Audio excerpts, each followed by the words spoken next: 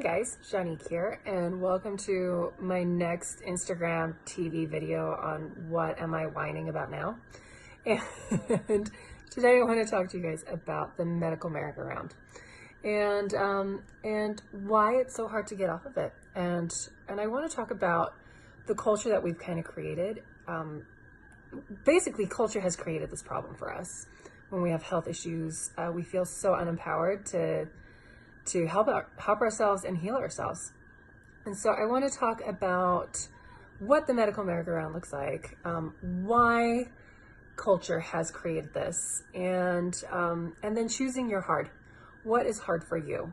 And which hard do you choose? Which one's more important to you? Okay, so what is the medical merry-go-round?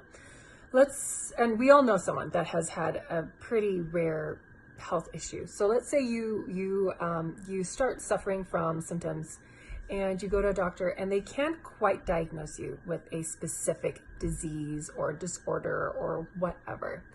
And so you spend thousands of dollars doing tests. They all come back normal. You go from doctor to doctor to doctor, supplement to supplement, medication to medication, and you are potentially $10,000, $20,000, $30,000 in the hole. Now, I've worked with clients that have been about $40,000, $50,000. Some have been $100,000 in the hole because they went like to other countries to find treatment plans and stuff and still had nothing. This is a typical medical merry-go-round issue. Now, when I talk to these clients about their medical merry-go-round journeys, I ask them, what doctor has talked to you about nutrition? Have any of them spoken to you about the food that you're eating that's breaking your body down? And rarely, I don't think I've ever had a person that has come to me that has had a doctor say, hey, we should probably look at your food to see what is like creating inflammation in your body. None of them have covered this topic for several reasons. Now, one, doctors don't have enough time. They're not just telling you to not eat A, B, and C and then eat more vegetables.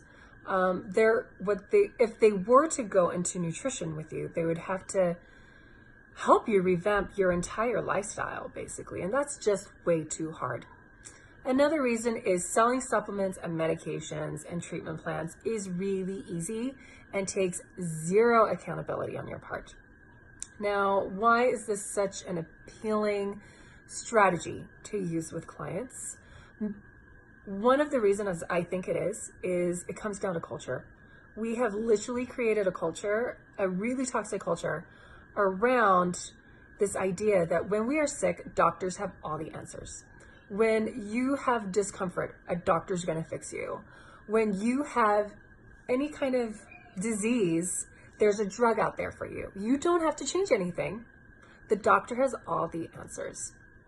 Now, culture has embedded this and ingrained this in us. The medical world has reinforced this and given so much godlike power to our doctors to the point where we're not allowed to question them. There's a lot of doctors that go against the grain and they get in a lot of trouble. And I even know in our practice, we have to toe a very thin line. And so we've created this political, cultural problem for ourselves where it's almost looked down on to empower yourself. And what do I mean by that? How many of you people have gone to a doctor and said, I Googled my symptoms and came up with these answers, and your doctor says, don't do that, that's dangerous. Knowledge is dangerous. Now, I almost agree, but I think it's really important for us to learn about our bodies and learn about these symptoms and then know who the right people are to ask questions. Because yeah, you can go on Google and find some really scary stuff. Or you can go on Google and find some really intelligent people that give a lot of empowering information in a very strategic and scientific way. You can find those people and then empower yourself to heal your body because your body is designed to heal. But how many doctors have shamed us into that?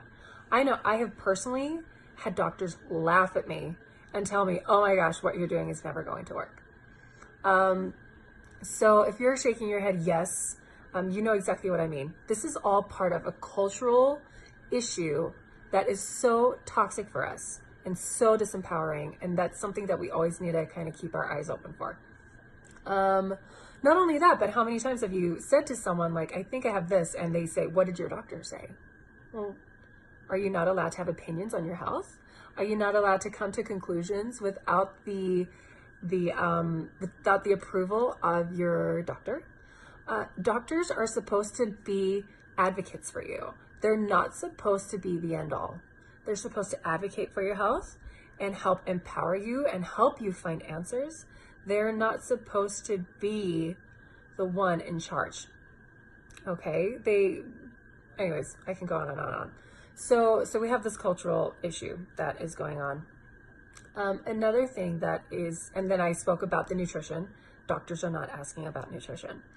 The third thing I want to cover is picking your heart, because the very first thing we should look into when we are trying to heal is that healing pyramid. Go back to some of my other stories and my Instagram posts where I describe the healing pyramid, where we need to start with nutrition. How many fires are we putting out with our food? How many fires are we creating with our food and our lifestyle and our environmental toxins? Start there. You can't rebuild a house without bricks and cement and materials. It's the same thing with your body. You can't heal your body if you don't have the vitamins and the minerals and the amino acids and the antioxidants and all of those things, right? So we need to go back to the basics and revamp our nutrition. We need to watch our stress. That's the second tier. But then third, that's where the treatments come in. That's where the medications come in. That's where the expensive protocols come in. That shouldn't be our first go-to. So going back to that very bottom tier, that core tier of nutrition, why is it so hard to focus on that? And I kind of touched on how doctors don't want to spend the time because it's asking you to revamp your lifestyle, right? But I want to talk a little bit about choosing your heart, because when you're sick, you have one of two choices. You can remain sick and continue slowly going down this hill of illness where you're just slowly getting worse, and then in 10 years time you can't get out of bed. Or you can revamp your taste buds and retrain yourself and your lifestyle and your family to eat better healing foods that help your body fight off disease and all kinds of nasty autoimmune issues. So what's harder for you? Is it not being able to get out of bed and work and play with your children and hike and exercise and feel good in your body? Or is it saying no to sugar and food addictions and all of that? So when you are embarking on your healing journey, ask yourself, what is more important for you? What is your why? Why are you doing this? Do you want to have more energy to keep up with your children? Do you want to feel good in your body? Do you want to have quality over quantity? Or do you want to eat your junk food and feel the same, potentially worse down the line? So either option is hard. You just need to evaluate and be like, okay, what do I want to do from here? All right. How much power do I want to take back in my healing journey?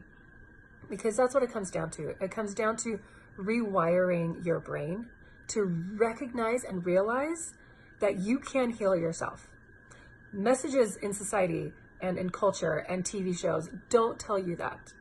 So that's why I am here whining my head off, trying to convey these messages to you guys that it can happen. Healing can happen. In fact, it should be normalized.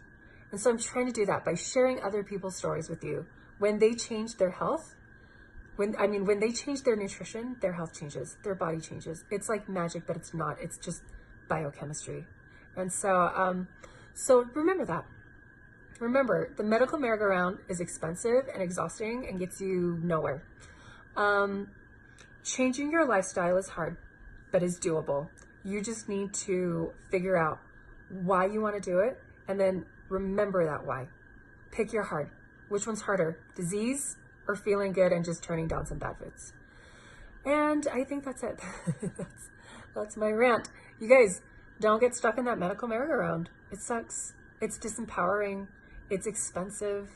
Not just money expensive, but life expensive. And life is short. So invest in a quality life by just revamping your lifestyle. That's why I've created the Gutsy Health program that I'm releasing so soon. I know I keep saying that. It's coming out in like a week or two. But you guys, like, that is why this program is so important, because it's there to help guide you in becoming an expert on your own body and becoming a really well-versed and educated self-advocate for yourself and your family.